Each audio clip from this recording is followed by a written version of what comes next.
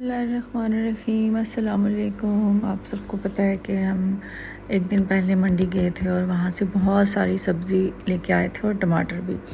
मैंने इन सारे टमाटर को धो लिया और इनको बॉयल कर लिया और इनको हमने ना ब्लेंड कर लिया। मैंने सोचा इसको वीडियो को मैं तेज़ तेज़ कर देती हूँ, मैं कितना एक आपको दिखाऊँगी कि कितने टमाटर मैंने ब्लेंड किए और इनको किस तरह से सेव किया है। बस मैंने सोचा कि जल्दी जल्दी मैं आपको एक रिव्यू दे दूं कि हमने कैसे टमाटरों को महफूज किया। कुछ टमाटर मैंने जो थे वो फ्रिज में रख लिए थे। मुझे फ्रीज़र करना थोड़े से सही वो नहीं लगते, हम उस तरह से इस्तेमाल नहीं करते हैं, तो जगह भी मुझे लगता है कि बहुत ज़्यादा यूज़ हो जाती है फ्रिज की। तो इस तरह से मैंने इन सारे टमाटर को पेस्ट बना के छोटे छोटे बॉल उनमें कंटेनर्स में डाल के रख लिया। ये एक फ्रिज में, और ये मेरे रूम का जो फ्रिज था उसमें मैंने सिर्फ़ और सिर्फ माल्टे रखे, और ये एक कैबिन में मैंने वेजिटेबल कैबिन में सिर्फ टमाटर डाल दिए। बाकी हमारे जो बाहर किचन फ्रिज था उसमें बाकी चीज़ें सेव की थी। ये हमने मेथी धो के फ्रीज़ कर ली थी। ये स्ट्रॉबेरीज़ थी, ये उसी रात को कर ली थी, तो ये बहुत अच्छी तरह से फ्रीज़ हो चुकी हुई हैं। ये आज हमने वो निकाले थे अनार, और इनको भी ऐसे महफूज कर लिया। और ये देखें कि इस तरह से, और जब ये सारे फ्रीज़ हो जाएंगे तो फिर हम इनको छोटे कंटेनर से निकाल के एक पॉलिथीन में डाल लेंगे।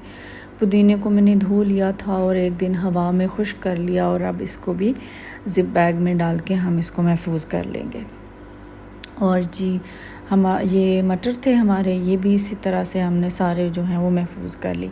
चलिए जी, आज हमने बनाए हैं करेले, और करेले बनाने की एक मैं सबसे मज़े की टिप आपको बताऊं कि आपने बर्तन को तेज़ गर्म कर लेना है और बग़ैर ऑयल के आपने इनको तकरीबन 8 से 10 मिनट जो है वो बिल्कुल इनको ऐसे ही बग़ैर ऑयल के बर्तन में आपने इनको पकाना है। इससे क्या होगा, ये कंडीशन हो जानी चाहिए आपके करेलों की कि ये ड्राई ड्राई लुक इनकी आने लग जाए। इससे क्या होगा कि एक तो इनमें कड़वापन नहीं रहेगा, और दूसरा ये होगा कि ये बिल्कुल जो हैं वो जल्दी से फ्राई और क्रिस्पी हो जाएंगे। अच्छा, मैंने बिरयानी भी बनाई थी, मैंने बहुत दफ़ा बिरयानी की रेसिपी डाली है, इसलिए मैंने आज आपको सिर्फ दिखाया है कि मैंने बिरयानी बनाई है।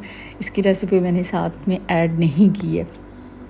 तो फिर जी हम इनको, जैसा मैंने आपको पहले भी बताया हुआ है कि मैं डेली भी बिरयानी बनाऊं तो शायद 2 टाइम भी बनाऊंगी तो शायद मेरे घर वाले उससे नहीं उकताएंगे, तो चिकन बिरयानी थी। खैर, मैं इसको लास्ट में सर्विंग के टाइम पे आपको ज़रूर दिखा दूंगी। बहरहाल जी, इसको हमने इतना, फिर बीच में मैंने प्याज को ऐड कर दिया जब वो थोड़े से क्रिस्पी हो गए, और उसके बाद हमने इनको, आप अलग अलग भी कर सकते हैं, लेकिन मुझे चूँकि अब इतना एक्सपीरियंस हो गया हुआ है कि मैं साथ ही कर लेती हूँ।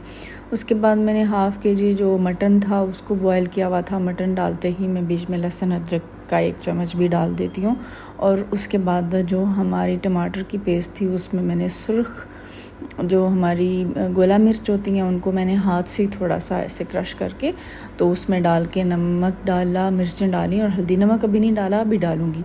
वो डाल के हम इनको अच्छी तरह से बनाई कर लीजिए जी। मैंने नमक भी डाल दिया, और फिर आप इनको ढक्कन बंद करके दम पे रखते हैं। तकरीबन 10 मिनट के बाद आप इसको खोलें, और ये जी हमारी धनिया डाल के ज़बरदस्त किस्म का जो हमारे करेले हैं वो बिल्कुल तैयार हैं। इसमें ये कड़वे नहीं हैं। अच्छा जी, आ जाएँ, जब तक बिरयानी की लुक मैं ना दिखाऊं तब तक मुझे ख़ुद भी मज़ा नहीं आता। तो ये रही जी मेरी बिरयानी, और हमारी चीज़ें भी सब महफूज हो गई हुई हैं। अब सिर्फ हमारे लहसुन और अदरक रह गया हुआ है, तो मैं चाह रही थी कि फ्रिज का जो स्टोरेज है वो पूरा हो जाए, तो फिर उसके बाद हम इंशाल्लाह लहसुन अदरक को भी इसको रमज़ान से पहले पहले तैयार करके क्यूब्स में डाल लेंगे। तो अल्हम्दुलिल्लाह हमारी रमज़ान की तैयारी तकरीबन हो गई हुई है। बस छोटी मोटी जो ग्रॉसरी है वो रहती है। आप अपनी दुआओं में याद रखें। अल्लाह हाफ़िज़।